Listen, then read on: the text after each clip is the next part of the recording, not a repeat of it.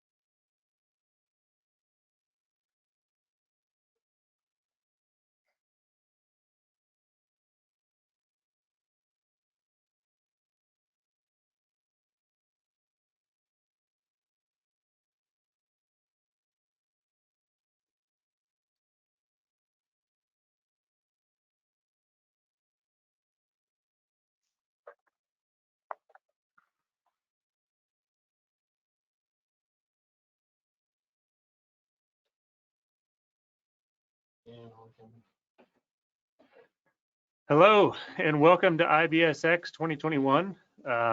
Coming to you live from the AeroBarrier booth.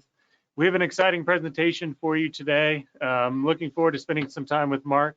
But real quick, my name is Paul Springer. I'm the National Director for AeroBarrier. Hopefully you're enjoying IBSx so far. I know there's been a little bit of technical issue this morning, but hopefully you've been able to visit our booth and get all the information that you need. Before we get in, if you have any questions or need anything from us, feel free to jump into the booth. We have people standing by ready to answer any questions or support you in any way that you need it. And without any further ado, I'd like to quickly introduce you to Mark LaLiberte. He spent 35 years in the construction industry. He's a co-creator and president of Construction Instruction. He actually won a Lifetime Achievement Award with EBA.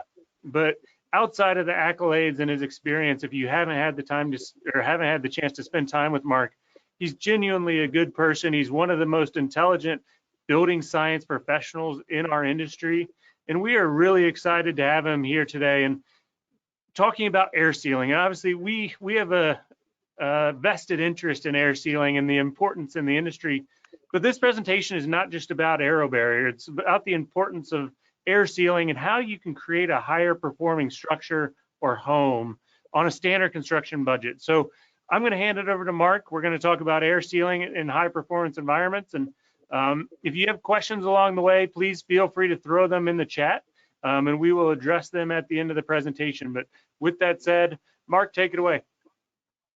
Thank you, Paul. What a pleasure to be here and work with you guys.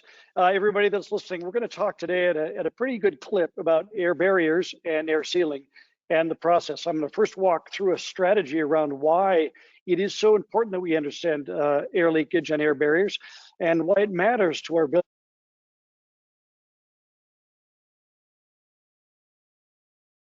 Many of the app stores, it is free.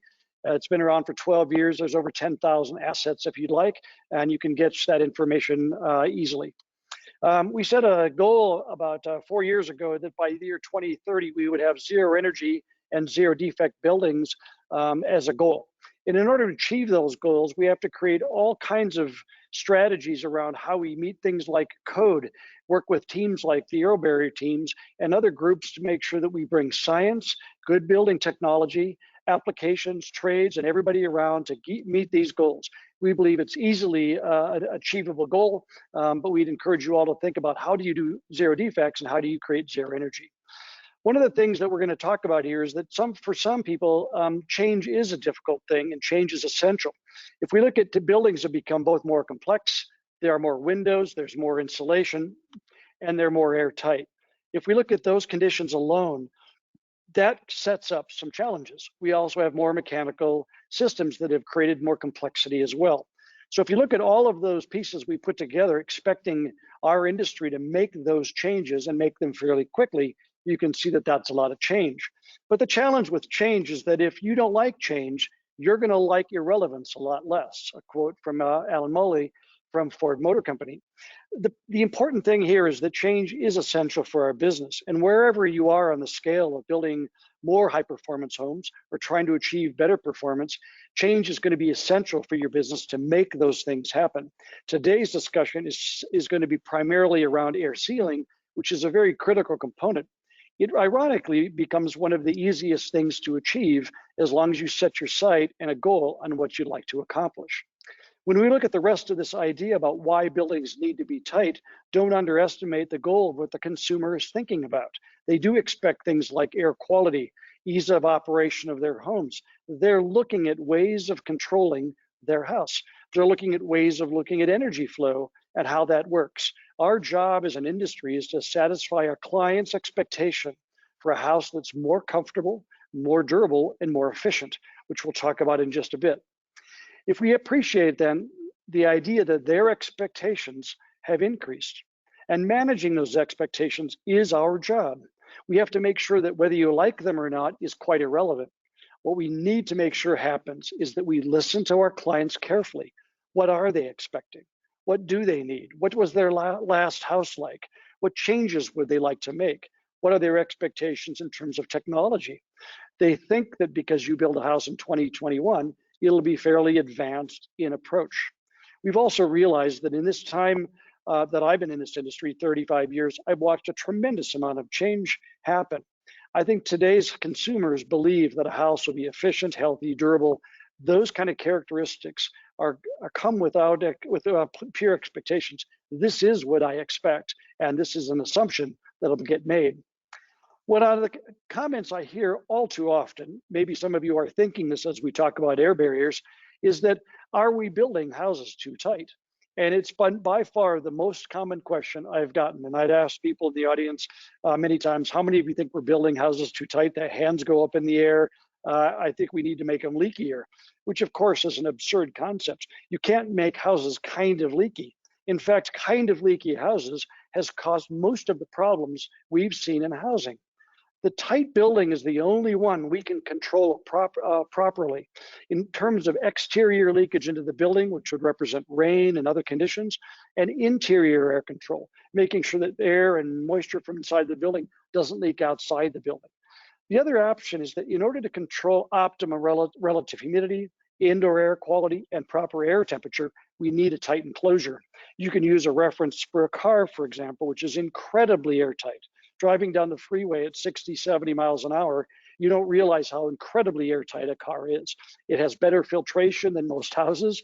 It has conditioned air that's going to be cooled or heated. I have a heated seat. My expectation of my automobile is perfect comfort.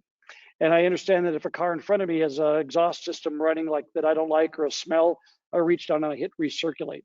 We can only do that with very tight cars. We need very tight enclosures. It actually allows the house to perform better. So what is the purpose of an air barrier? Is it for energy efficiency? Maybe it's for improved comfort control. Maybe it's for sound control. As we know, a tighter enclosure is much quieter. Is it for HVAC assistance? When I'm designing my HVAC system, does my heating contractor need to know the air leakage rate of the building? In all of the software programs that calculate the size of the air conditioner and the heating system, it needs to know how tight is the house. If the answer is I'm not sure or I haven't checked, what we would normally do is hit a default setting. The default setting in the software is a very leaky structure, meaning we're going to get a system in the house that's probably too large to operate correctly, too large to dehumidify correctly. Airtightness is an essential question that must get asked by the heating contractor to size it correctly. Don't guess, know what your airtightness is. It makes an amazing impact.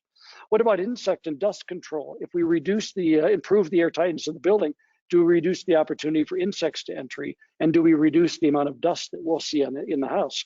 How many homeowners would love to have a house that was more free from dust and making a big impact? Now that would be improved filtration, but an airtight building is essential for me to control the outdoor air leaking in uncontrolled.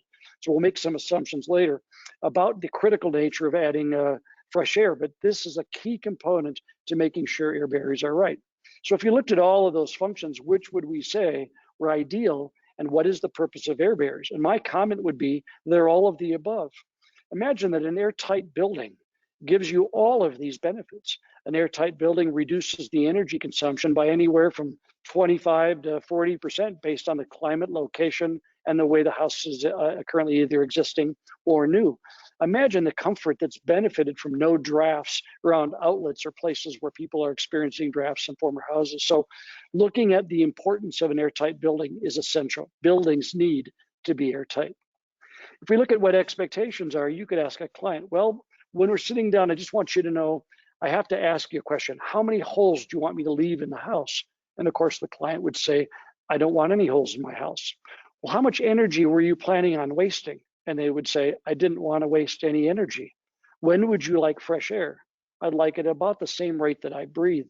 All of those things can't happen unless we build an airtight enclosure and provide fresh air or ventilation.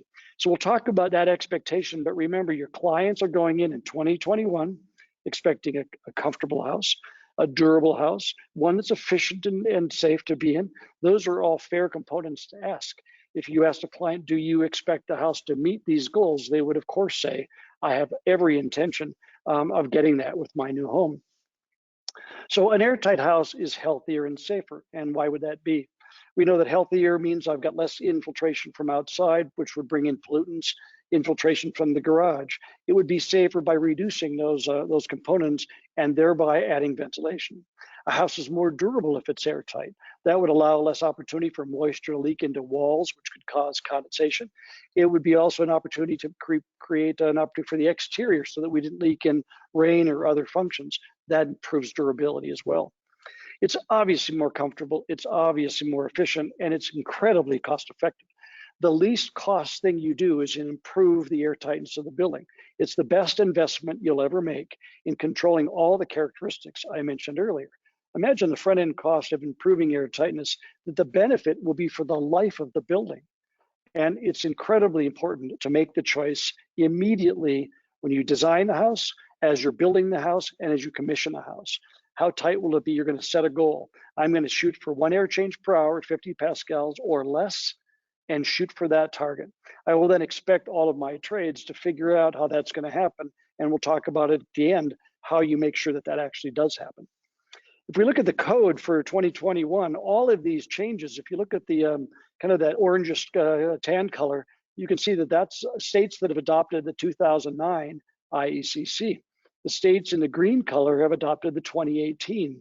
As we look at these migrations of code, the ones in the white, as you might want to recognize, have no statewide building code. Now, each region in that code, each city adopts code accordingly. But all of the codes since 2009 do require that we do a blower door test. So if you look at this in important detail, managing the fact that building science is fitting into the aspects of what the building code is expecting. I've heard some people pushing back. They think the code's too stringent and too difficult. If you really think about what the code is trying to achieve, and if you look at a way of achieving what the current code expects, the 2018 code would say, build a well-insulated wall, use high-performance windows, build an airtight enclosure, provide efficient heating and cooling systems, install ventilation for good air quality because it's essential to provide people with fresh air, and you've met the building code. And I think that we should all assume that that code really isn't too stringent. It really would meet the goals that we have to make that happen. So the common thread in helping these buildings succeed is that we have to manage the flow of heat, we have to manage the flow of air, we have to manage the flow of moisture. In today's discussion, we're only about the flow of air. And make sure that you understand that all of those three things, heat, air, and moisture, are something that in your business, in your process, you're managing those characteristics. If you get them right, you manage heat loss, you manage moisture infiltration and exfiltration, and you manage the flow of air. You'll have a remarkably good performing building that is safe, healthy, durable, efficient, and affordable to create. These are critical functions. So if we look at heat loss in terms of air leakage, look at the first one in terms of the HERS index at 100 would be a house that met the 2006 code basically. And it represented about 30% of the house's energy loss, energy load was in air leakage. As we moved on a HERS index, the home energy rating score of down to 75, you could see that we started increasing or decreasing the air leakage and they're improving the score. But as we look at the HERS scores getting down to the numbers we know we need to achieve 50s and 40s, air leakage then becomes the most critical way and the easiest way to lower those scores.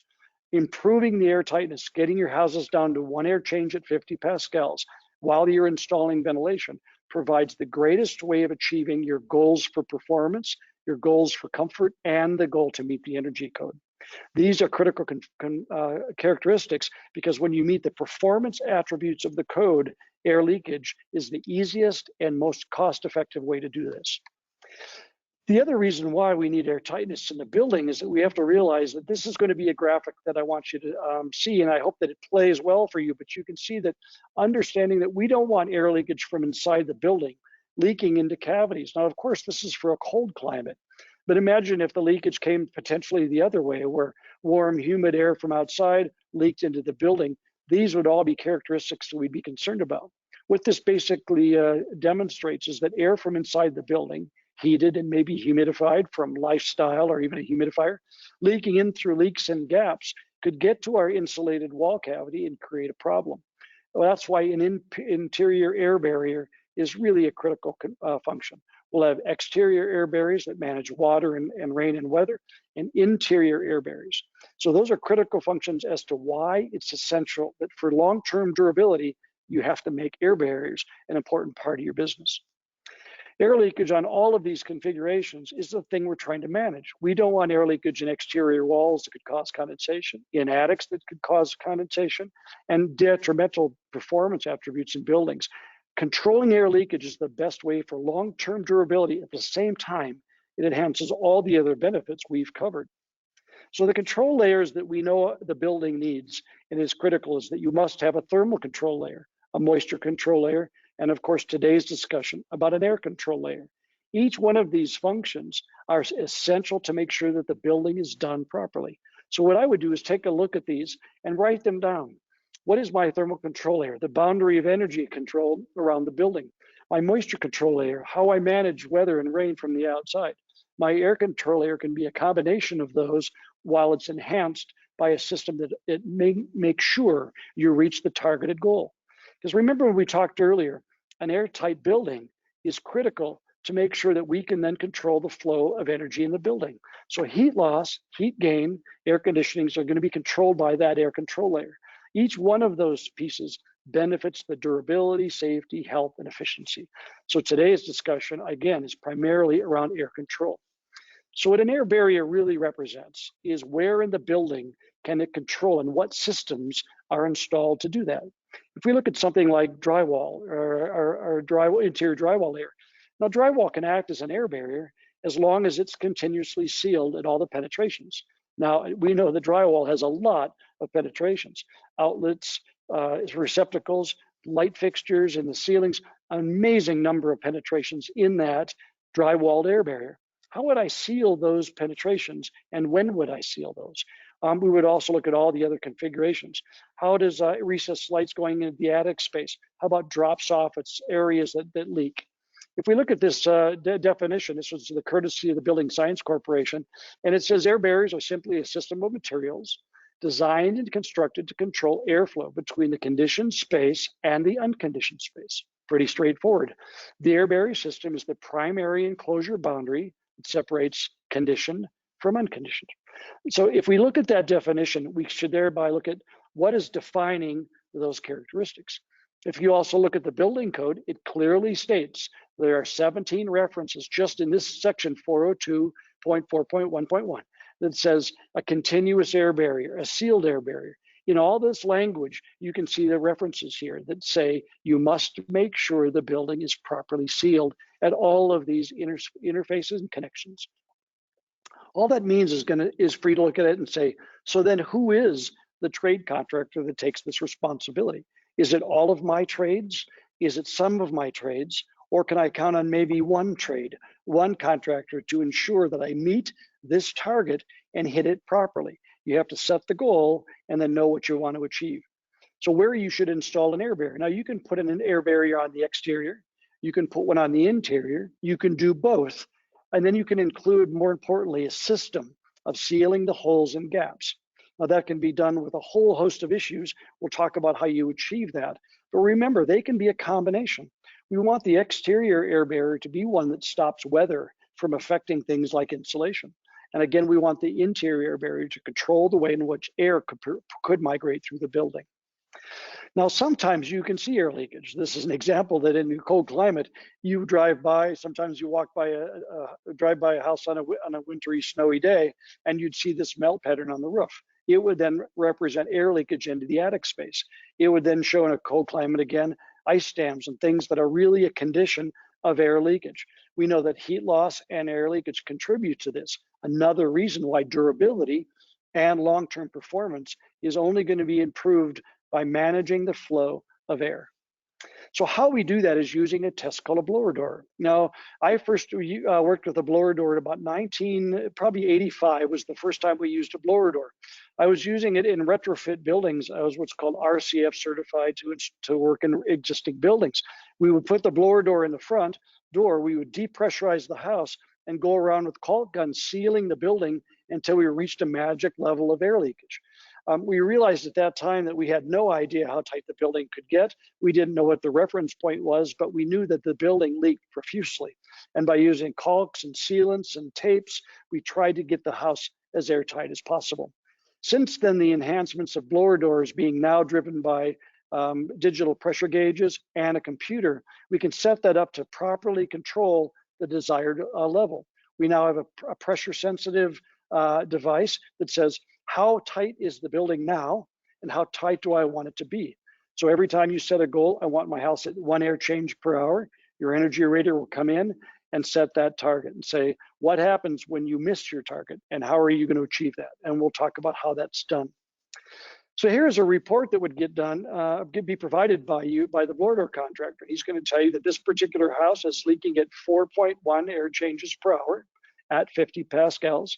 And we would look at the equivalent leakage area, how big the hole in the house is, by looking at those numbers, saying that there's about 158 square inches, about a 12 by 12 hole open all year round in this particular home. Now, remember when I referenced back, how many holes does the homeowner want in their house? Can you imagine telling them it's like having a 1 foot by 1 foot window open year round? Are you okay with that? And of course, the assumption would be no, I don't want that in the house as an uncontrolled rate of leakage. But it's important that you realize that by using a blower door, it'll give you this test results. So now would I say 4.1, would that meet the current building code? And I'll show you the details that this house wouldn't meet the code. So if we said, now what am I going to do? You now have to look at a system or an approach to getting that house to meet the target that you want. So an equivalent leakage area tells me the size of the hole. The picture on the left, of course, is an equivalent leakage area that would say I'd have a hole that's this big. The one on the right, of course, represents the size of the hole that I'm willing to put up with. That's a very different size of openings. You would want to know how big the house is, the hole in the house is. Now imagine if the heating contractor sized your air conditioning and heating system, assuming the picture on the left was the size of the hole, yet the house really had a hole the size that was on the right.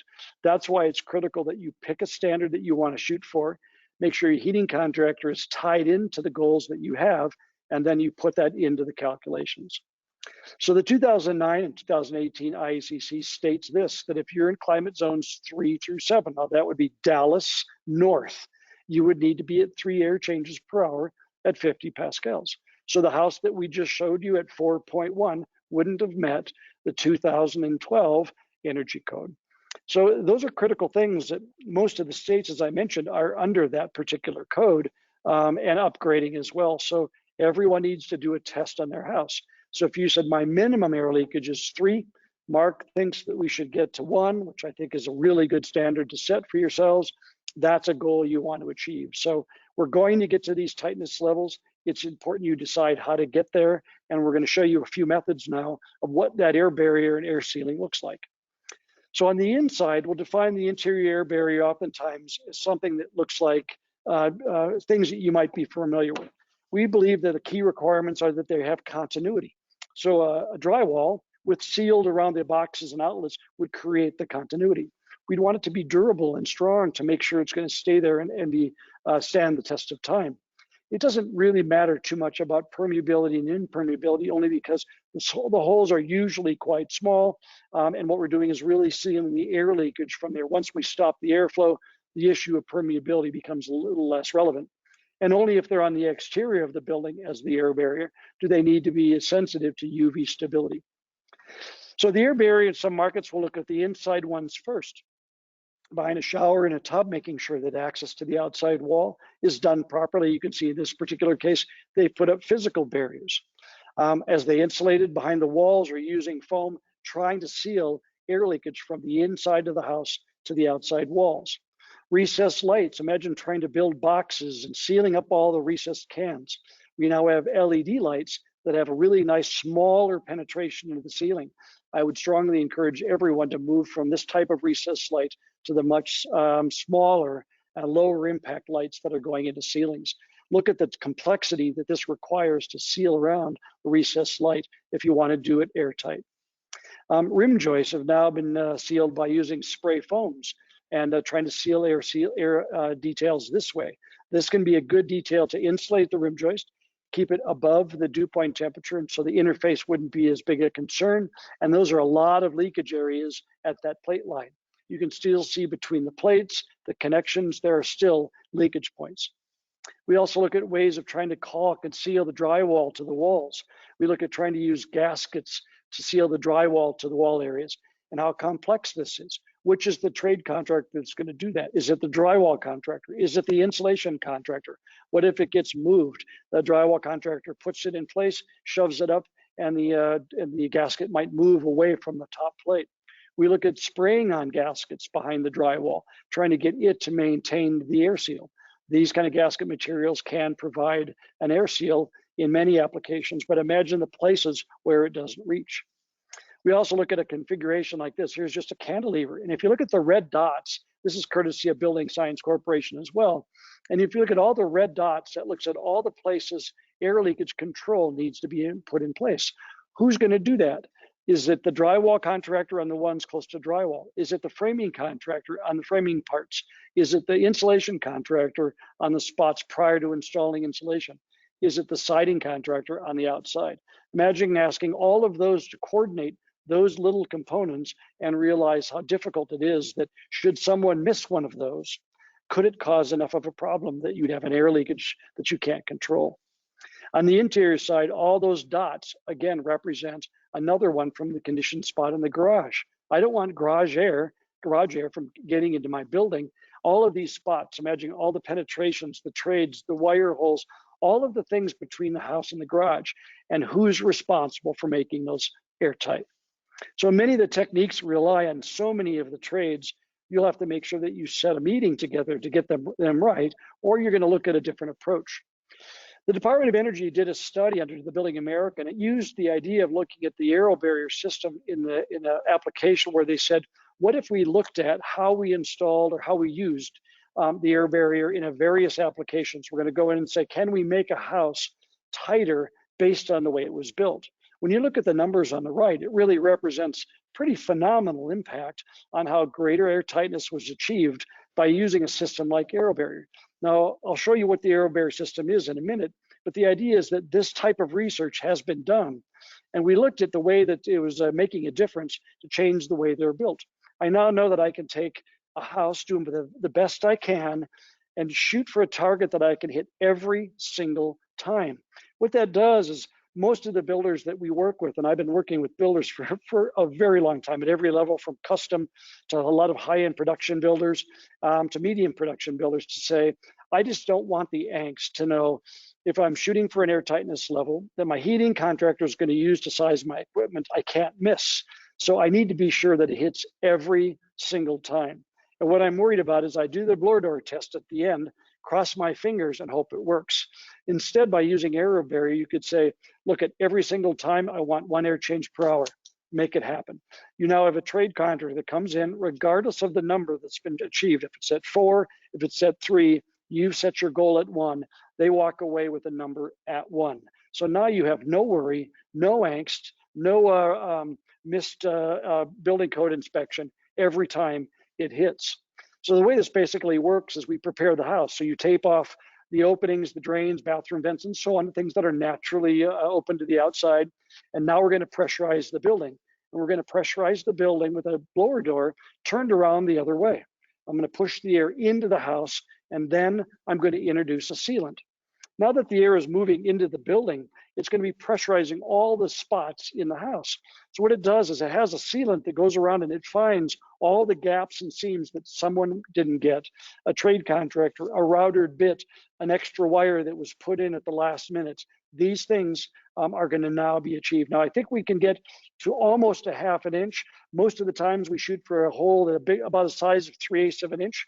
We're going to ask Paul at the end of this to make sure he can tell us how that works. But we now have fogged the building with this sealant and the airflow. As it leaves the building, it's now finding all the spots that were leaks before and reaching the targeted goal.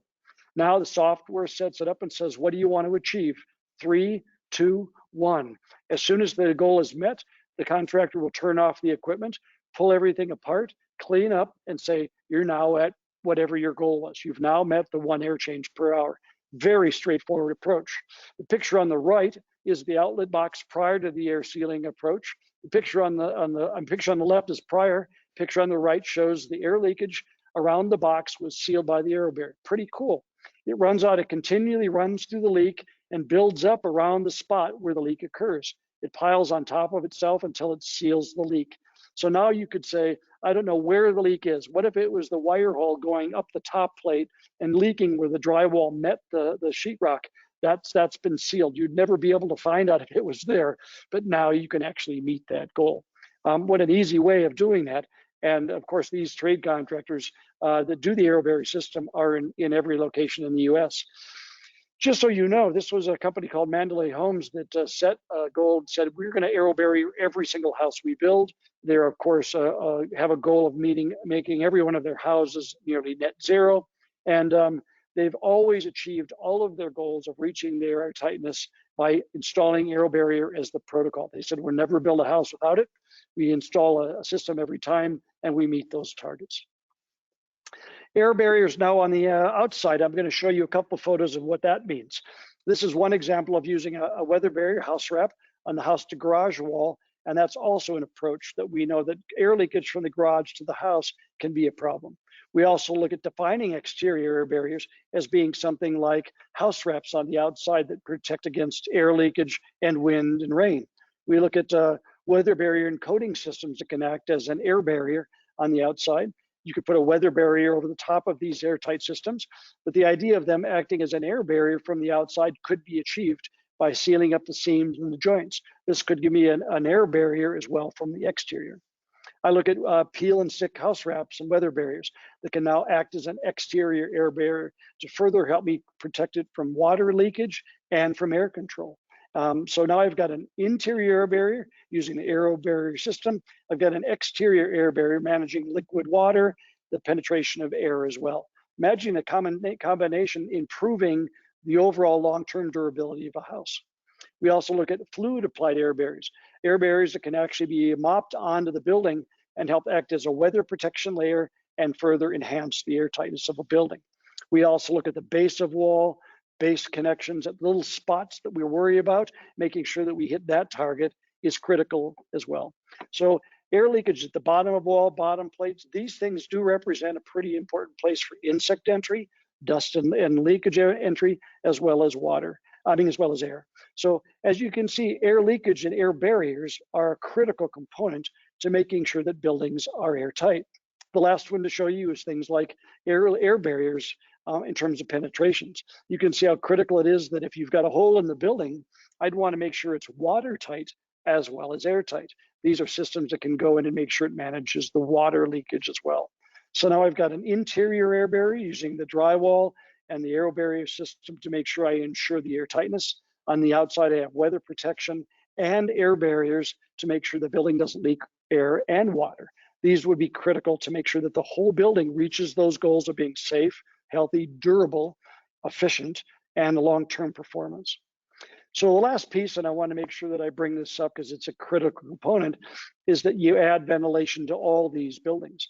And I don't want to understate how critical this is. If you're building buildings that meet the energy code of today. Every building needs mechanical ventilation. Don't try to build a building without it. Make sure you install a system that introduces continuous fresh air. Now, remember, as an adult, I respirate about 9,000 liters of air a day. I want to make sure that the building breathes intentionally through a controlled location. I don't like air leakage coming from just about anywhere. I don't like it coming from the garage, down a chimney, coming in from a spot that I don't have any control over, coming in from a dog kennel or in places that are uncontrolled.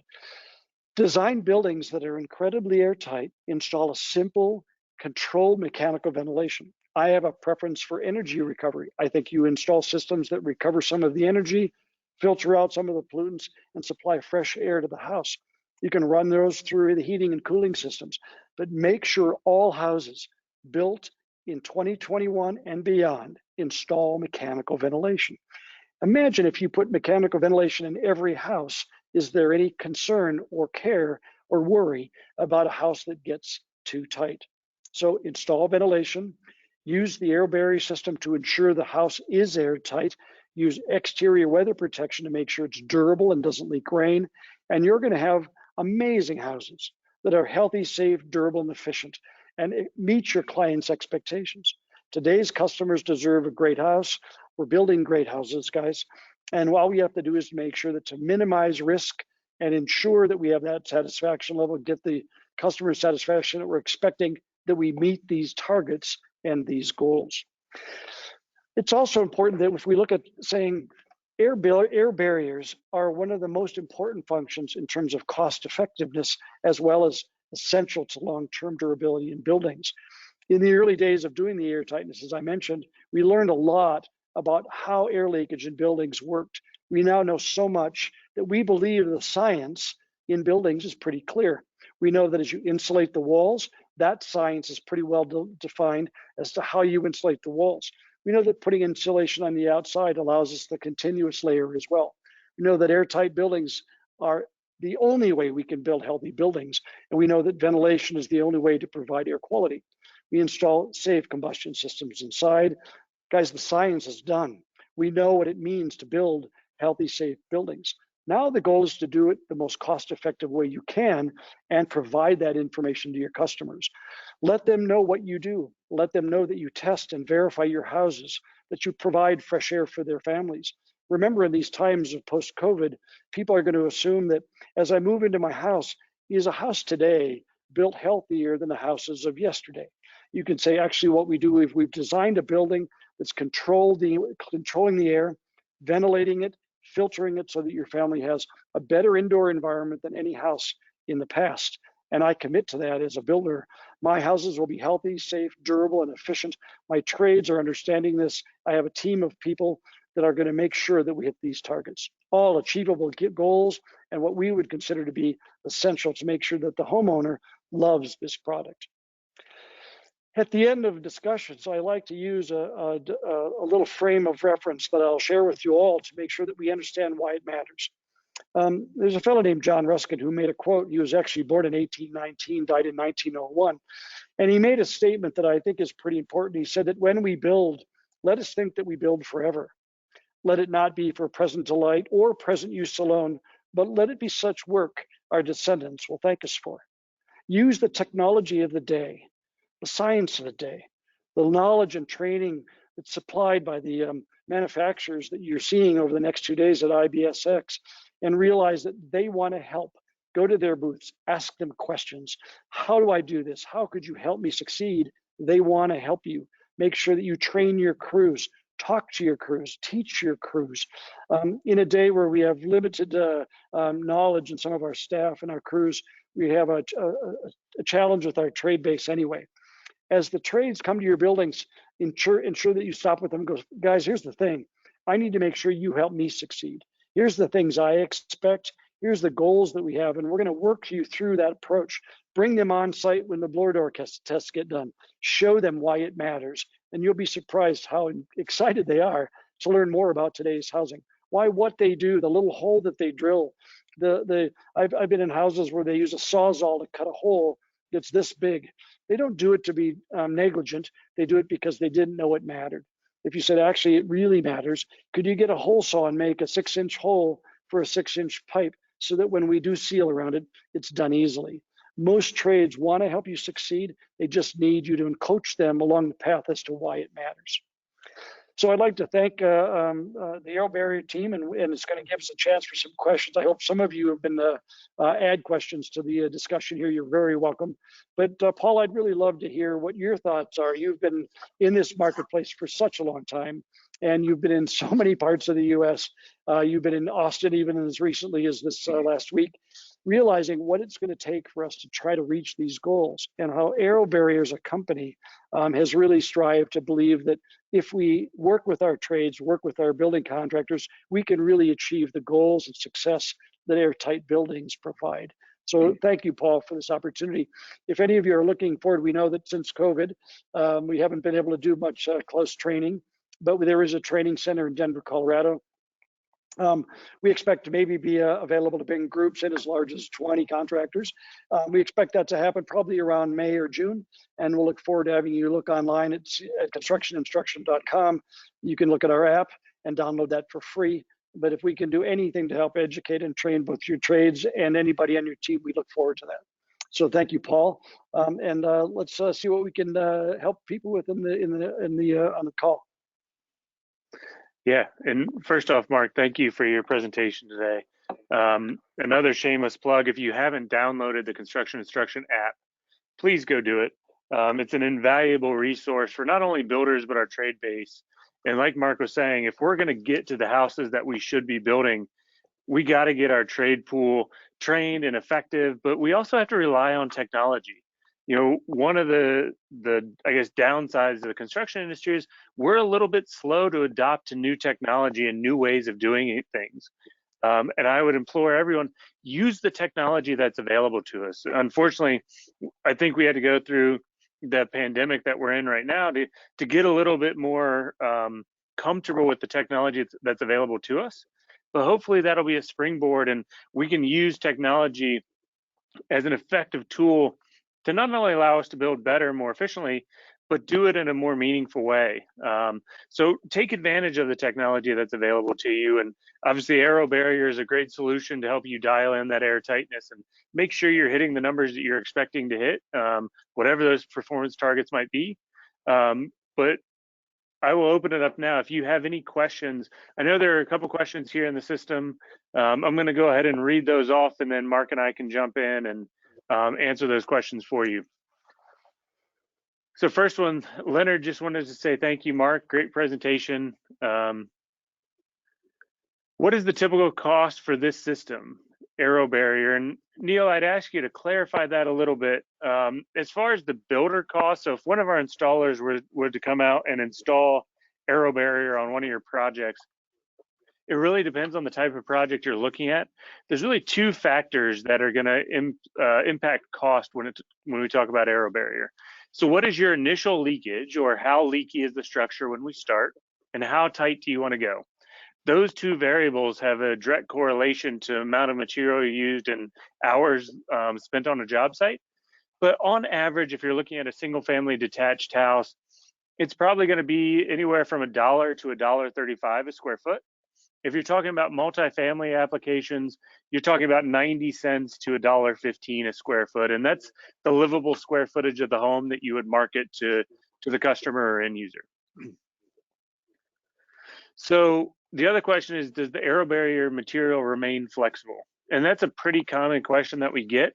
The AeroBarrier material is going to act just like a caulk. It's a waterborne acrylic, and when it dries, it's going to look and act just like a caulk. Now, we've done standard testing through UL and other third parties. Those standard testing is about a 50-year wear test or aging test, where we create a seal, they put a little pressure on that joint, and then they heat it up really hot to 140 degrees. Then they let it come back down and they take it below freezing.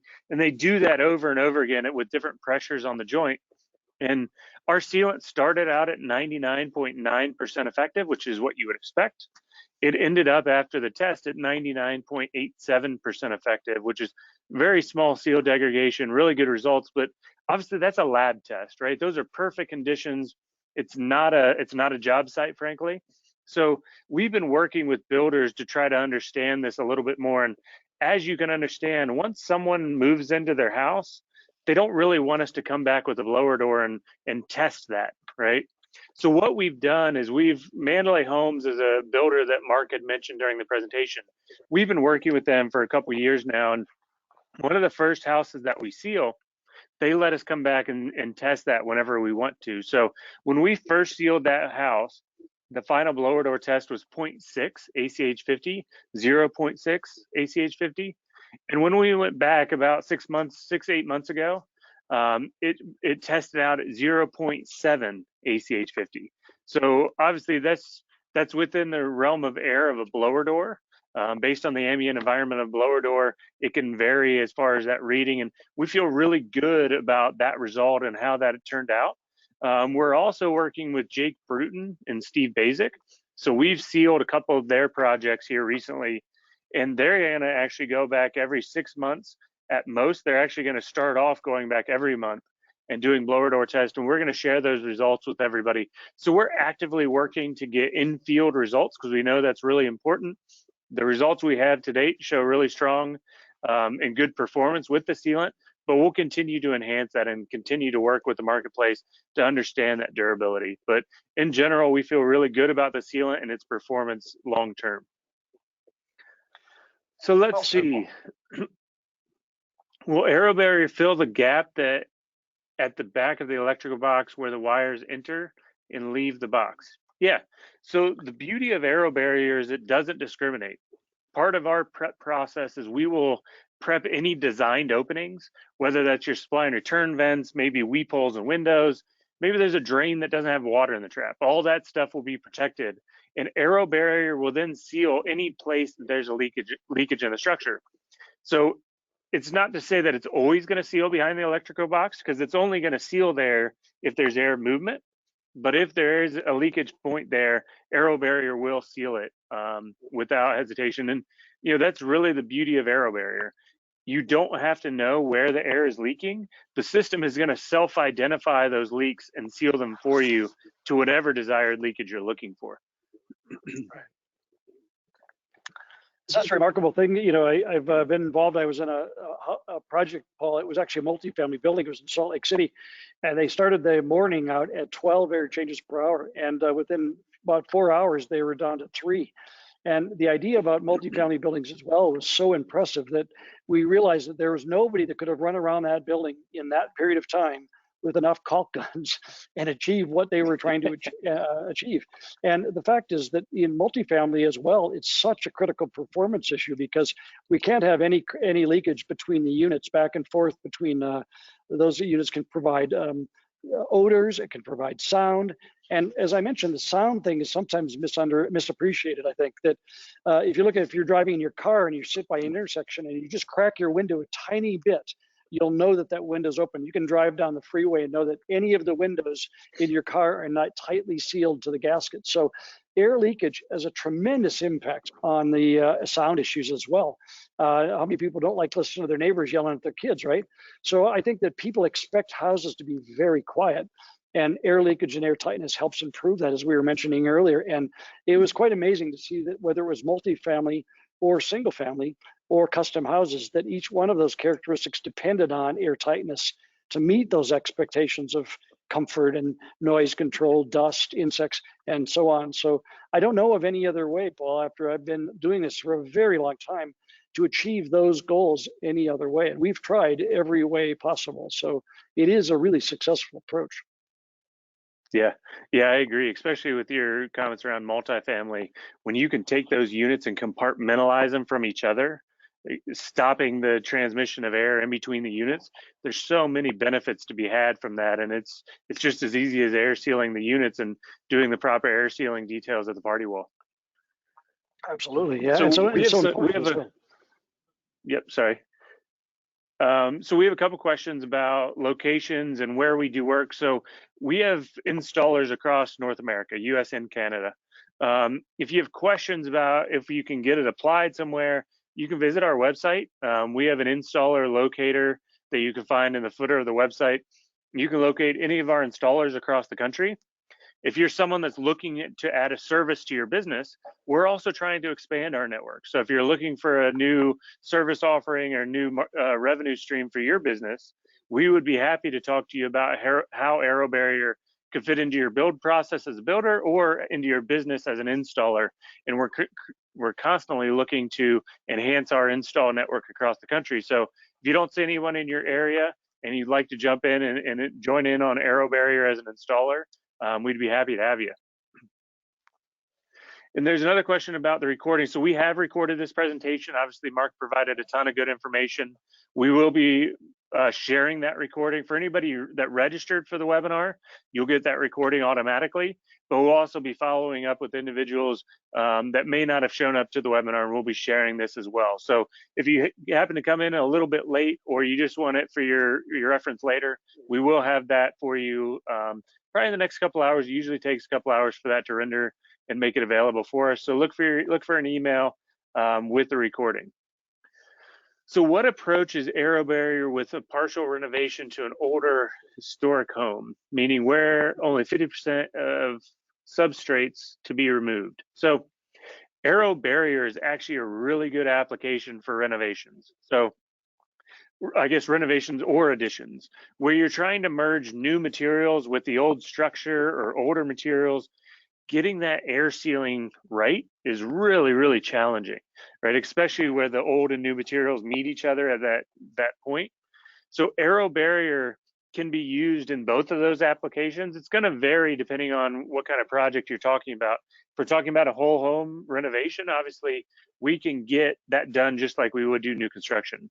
If you're just doing a renovation where it's a partial, or you're only an addition to a current structure, we can do the work as long as we can pressurize just the space that you want air sealed. But that's something that one of your local contractors can work with you on. But it is a really good application for renovation and addition applications. And one note that I'd like to add, Mark touched on our work with the DOE and the Building America program. Our new construction program is done, but we've actually started a new program. So we're actually working with AeroBarrier in retrofit applications. Now, the scope of this, just for clarity, finished houses are very different than occupied houses.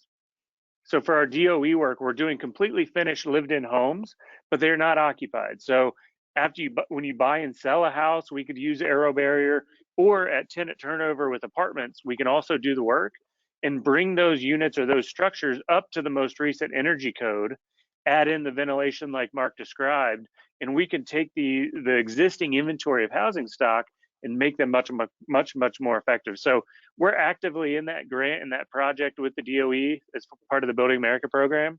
So keep your ears to the ground for that one. We'll be sharing more information as we get it, but that project is going really well, and that's some exciting news for about the application. So how much does it cost more or less for AeroBarrier for a typical application to get to about code, which is 3 ACH in my zone? So again, the price is really dependent on pre-leakage and post-leakage. So if it's a single family detached house, for budgeting purposes, I would say somewhere between $1 and $1.35 a square foot. Depending on your parameters and what variables go into that project, I would guess that's where you're going to be. But one of our installers can obviously write you up a proposal that's much more specific. And as far as when AeroBarrier comes in, so it really depends on your climate zone and your build. So Mark talked a lot about your primary air barrier, right? So in southern climates, conditioned attics are becoming more prevalent. So in that application, the OSB or spray foam is typically your exterior air and weather barrier, right? So in that application, we'd like to apply against that exterior sheathing before insulation is put in place.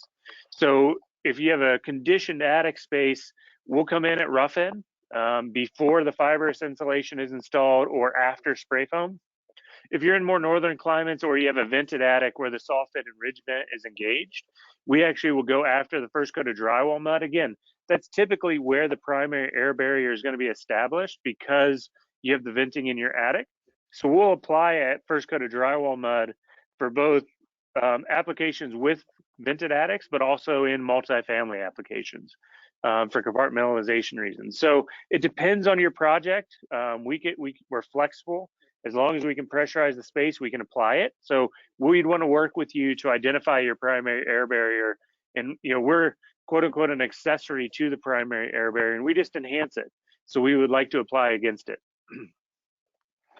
And Paul's going to mention too that if you look at the trades that are trying to help you accomplish this, one of the things when you look at cost is to remember that there are trades that are trying to do this and not sure if they're going to be successful. So one of the things that, and I mentioned earlier, the issue of angst. So when you look at the price of air sealing, it's such a critical component to not only the sizing of HVAC, but also to the long-term durability of the house, as well as the energy use. So it's probably the lowest investment and the best return on investment because it's directly proportional to the energy saved in the building. If you took a house from 3 to 1, the investment of making it from 3 to 1 will be easily repaid just alone in energy savings, much less reduced dust, comfort issues, drafts. Those are eliminated, and you can hardly put a price on those. So I think when you budget for air leakage, remember you're looking at comfort, homeowner reaching the goals that they want, and energy efficiency that you really want, and meeting the code you want without any stress. To me, that's a really cost-effective way to look at how you budget for this characteristic into that house. All buildings need to reach that goal, and here's a way of getting that. So it's just part of the process. It's as critical, I think, as putting in rebar in your concrete. You've just part of the building needs to be airtight. Yep. Yeah, I agree. Thanks, Mark. So we have a couple other questions about prep work and cleanup. So for prep, we only have to prep any designed openings or finished horizontal surfaces. So vertical surfaces don't have to be prepped or covered. You could walk into a house after we apply and rub the drywall and you never know we were there. So obviously the designed openings are covered so we don't seal them. Weep holes, supply and returns, that kind of stuff will be protected by our installer. But outside of that, not a whole lot of prep if we're installing it rough in or first coat of drywall mud. As far as cleanup, once the process is done, we'll atomize just water into the house. It cleans out the system, but also allows the sealant particles to move to a leak. But once we turn off that blower door, obviously gravity is going to take effect and those sealant particles will hit the ground or whatever horizontal surface is underneath them. So that's why I say we'll protect the horizontal surfaces that are finished, because not because it's going to seal them, but for cleanup purposes, we just remove some painter's tape as opposed to trying to wipe it off of a windowsill or something like that. So finished horizontals do need to be protected. So obviously, as you can imagine, in a finished house that someone's lived in, there's a ton more prep than in the new construction environment. But overall, in the new construction environment, prep is very minimal. And then cleanup, if you want to sweep up the sealant, it'll sweep up with the drywall dust or dirt. The floor, when you walk in, may be a little bit tacky right after application, but it doesn't cause any issues for adhesion or any of the floor that would go over top of it. So how long should AeroBarrier treatment last through the lifetime of a new built house? So we've tested it to over 50 years, right? Kind of to those results that I shared with you earlier. We have no evidence that the seal will break apart. It doesn't become brittle or crack or anything like that over time. It does stay somewhat pliable. It will flex plus or minus 20%. So as the house settles or as things change, it will support it essentially just like any other caulk would. At some point it will pull apart because it's not going to hold on if it stretches a long ways. But if it's in a standard application, there's no issue with durability. Like I said, we've tested it for over 50 years with no issues. So we feel really good about those numbers. Can insects bore through it? So I honestly can't tell you that I've tested this one specifically. Just like any other caulk, I don't see insects eating it unless there's a weak spot in the seal or something like that. I don't see them getting through it. But to tell you explicitly that they will not bore through it, I don't have that data. But just like any other caulk that you would use in the construction industry, it's going to perform the same. So I wouldn't expect that to be an issue. It actually is a good, as Mark mentioned, when you air seal the home, it reduces the ability of pests to get into the space, and that's what you would expect with AeroBarrier as well. So Mark mentioned up to 3/8 penetration can be filled, possibly up to 1/2 inch. Can you clarify? Yeah, so AeroBarrier seals leaks. We don't seal holes, right? We are not a replacement for poor craftsmanship or a shortcut for builders to get to something by not doing other things that they should be doing. So we seal leaks, not holes. And anything up to 1/2 inch, AeroBarrier can seal and will seal. What we tell our installers is as we're prepping, if we see leaks in the structure, it's much more effective to use a can of spray foam or caulk and just seal that penetration or that leakage point before AeroBarrier is installed. The beauty of AeroBarrier is it's going to seal the leaks whether you know they're there or not, right? With the crazy architecture and some of the custom designs that we're seeing in the marketplace, it can be really hard to know where to air seal, right? The crazy roof lines, the custom details make it a challenge to air seal effectively at times. And that's why AeroBarrier is so powerful. You don't have to know where the leaks are. As long as they're smaller than 1/2 inch, AeroBarrier will seal them and will take care of those for you. Do you have Aero Seal for pipes and AeroBarrier packages available to help offset some of the cost? So B, I'm not 100% sure of your question. If you could restate it, we'd be happy to answer that. So for pipes, so right now we have 2 technologies. We have AeroBarrier, which is automated air sealing for enclosures, apartments, warehouses, houses, townhouses. We also have Aero Seal. Aero Seal is our duct sealing technology. It uses the same principles as AeroBarrier, but it seals just the duct system in your home. It's a really effective product. When Mark was talking about return on investment for the entire home, Aero Seal has a really high return on investment for retrofit applications and new construction.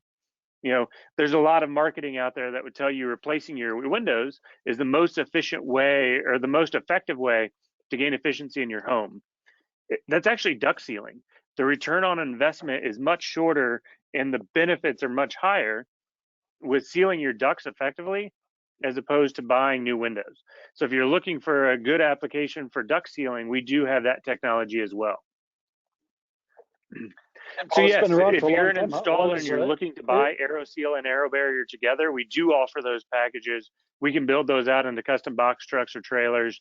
But yes, we do have installers that own both Aero Seal and AeroBarrier. And I'm sorry, Mark, I cut you off. No worries. I just was saying Aero Seal has been around for a very long time, sealing ducts, and it is actually a product used worldwide, I believe.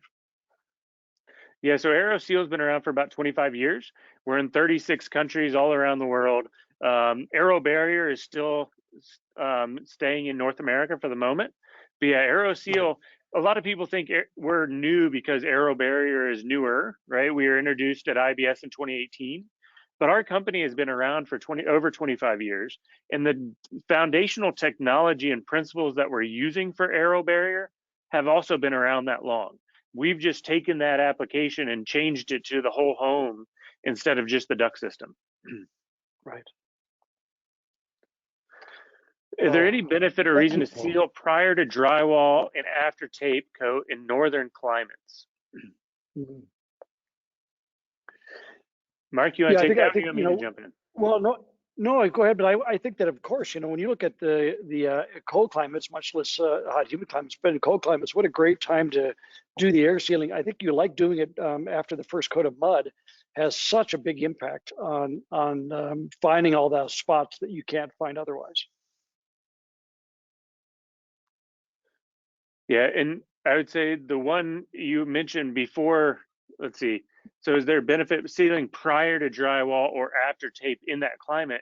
And it's less about, we want to apply on the primary air barrier. So wherever you've designated that, whether that's your exterior sheathing, your OSB, whatever that may be, or if it's closer to the inside, that's where we want to apply. In northern climates, we like to see the air barrier a little bit closer to the inside of the enclosure. So it's not a bad thing to install air sealing or AeroBarrier after first coat of mud. So I thought AeroBarrier was provided by the same company who provides AeroSeal, and you're correct. We are the same company. We own the patents and the technology for both AeroSeal and AeroBarrier. Would there be bundling this? So yeah, we do have bundling discounts for AeroSeal and AeroBarrier if you're to buy them together. And the AeroBarrier, or I'm sorry, the AeroSeal sealant is similar to that of AeroBarrier. AeroBarrier is going to be more like a caulk. AeroSeal is going to be more like an Elmer's glue. And the reason for that, if you think of the different environments that they're in, AeroSeal in a duct system is exposed to much more or much greater temperature variations and much more pressure differential. So it's a different sealant for that application, but it performs the same way as AeroSeal or AeroBarrier.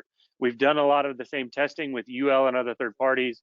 So we're happy to talk to you about that if there's more questions that you have. Do you ever apply twice, once after rough-in and again after first coat of mud or drywall? I'd love to hear Mark's thoughts on this, but I don't know that there's a ton of value in doing that unless if we're sealing at the exterior sheathing, unless you go make another hole in the enclosure, I'm not sure there's benefit in sealing in both locations. Now, AeroBarrier is considered vapor open, so it has a perm that it stops the air, but it does allow moisture to get out and escape. So it's not gonna impact the wall's ability to dry out. But I would tell you should apply once, and as long as you're being diligent and not putting additional holes into that structure or that air barrier, then you should be fine.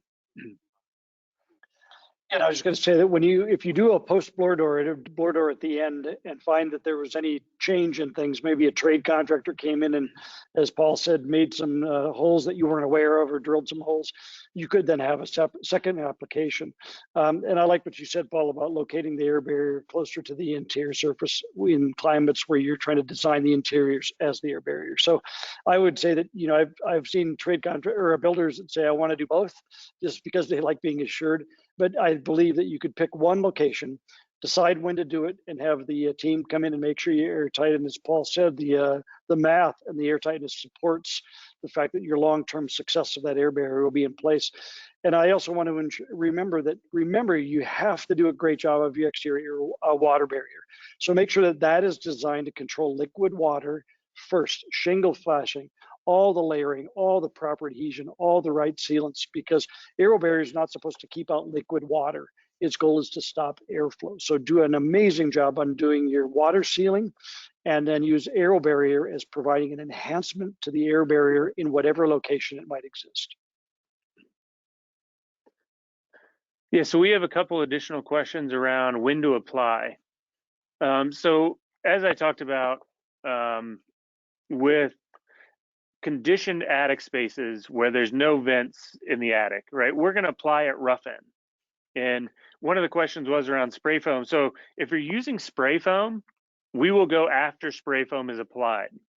If you're using a fibrous insulation like mineral wool or fiberglass, we're going to go before that's applied at rough in, because if that is exposed, it's just going to act as a filter and take all the particles out of the air, and nothing's going to get to the leakage points. So we're going to apply before fibrous insulation like mineral and fiberglass. We're going to apply after spray foam in the rough end application. Now for drywall applications, we can apply from first tape and bed all the way through texture and paint. So because it doesn't impact the vertical surfaces of the space, it's not going to require you to repaint anything. There may be some touch up if you're at final paint. There may be some touch up where the seals occurred, but there is no, we can apply from first tape and bed all the way through to finish paint. We would recommend after first coat of mud, because typically there's a 24-hour cure time from the first coat of mud to the second. And we can typically fit AeroBarrier into that 24-hour window, and it creates a nice clean process and scheduling for both trades. We can just ride on the coattails of the drywall contractor. They can apply their first coat, we can apply AeroBarrier, they can go along and finish the drywall from that point. Correct.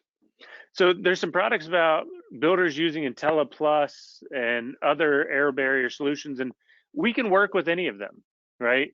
If you're working with products like Intella and things like that, as long as it's applied well, you're going to get a pretty tight envelope. The challenge with that, you're still relying on manual hand sealing tapes, membranes, caulks to get your air sealing result, where AeroBarrier can work with them. Or if you bring AeroBarrier into the equation, it may give you some flexibility to use different products that offer different benefits, maybe aren't quite as expensive, whatever the case may be. But AeroBarrier will give you that flexibility to manipulate that product selection a little bit while still guaranteeing that you're going to hit those air sealing targets, whatever those performance targets are. So for a new build with spray foam cavity insulation, would we have to apply AeroBarrier before spray foam? So again, with AeroBarrier, you would apply after the spray foam application, before drywall is set. So you have the rough stud opening, you're going to apply spray foam in the cavity. AeroBarrier would be applied after that, and then you would do drywall on top of it. All that would depend on whether you use spray foam in the attic as well. So if you didn't use the AeroBarrier, if you didn't use foam as your air sealer in the roof, you would then have to wait till the drywall is in place on the ceiling, because you couldn't AeroBarrier with an open attic space. So if you just foam the walls, you'll then need to wait until after you get your ceiling drywall in, I believe. Yeah, and I don't know many applications where they're doing spray foam in a vented attic. And Mark, you may know better than I would, but I agree with that. No, it all depends on your attic space and our ability to pressurize. Yep. If there's some applications they only spray the walls, and they might still use loose fill insulation in the ceiling in the attic and not do the roof deck. So if that's the case, they couldn't do it just after spraying the walls. There are some applications where they are spraying foam against the drywall in the attic space. And we've seen markets where they're using spray foam as the AeroBarrier. That again would be after drywall. So as Paul said, make sure you know that the principal AeroBarrier is in place when you ask the AeroBarrier contractor to come in and do the air sealing. So that's a pretty critical function. We know that spray foam in wall cavities doesn't provide the air sealing in all the other leakage spots that occur. Plate lines, gaps to attics, those usually aren't done. So make sure that you choose your system for AeroBarriers, you know where it is, and then the AeroBarrier contractor will help define, is it the right time to do it? Yep, perfect. Thank you, Mark. So I think we've run through all the questions. What I would tell you is this: we have recorded this presentation, so if you want to revisit it later, we'll give you the option to do that. We are going to launch a survey after the presentation. We'd really appreciate your feedback and ways that we can improve the next presentation that we have. Also, there are a lot of questions on how does this fit into my build process, or how do I add this to my business? IBSx is live now, and we have a booth there with salespeople that can help you understand that or work through that. Whether you're a builder or a subcontractor that's looking to add it to your business, drop by the booth, ask a question. We have people there waiting for you. And again, I apologize, another shameless plug for the Construction Instruction Group. If you don't have their app, you should download it. It's free. There's no reason you shouldn't. But there's just so much invaluable information.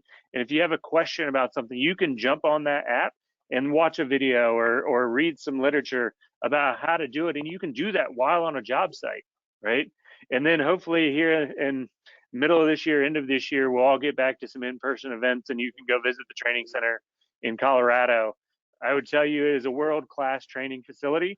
If you have the option and are looking for some continuing education or just want to learn more how to build better, visit the guys at Construction Instruction. Mark, Justin Wilson, Gord Cook are all really good at what they do, and together they're the best team you can find in the industry as it relates to building science and just how to build better. So if you haven't downloaded their app, please do so. You won't be sorry. Mark, any parting words? No, thank you so much, Paul, for the opportunity, and for everybody listening. Just to continue the goal of improving buildings, doing the best job we can, as you all do. It's a tough business. It's been a tough time, but everybody's done a great job of keeping their businesses and their families in place. We hope the best for you. Stay safe, stay healthy, and keep working along. We'll look forward to maybe next year IBS will be live and we'll all get together again and see face to face. So my best to all of you. Stay healthy, and thank you, Paul, for the opportunity to share this information today. Yep. Thank you, Mark. Appreciate it as always. Everybody that tuned in, thank you for your time. Hope you enjoy IBSx, and if you have any questions, please let us know. Thank you.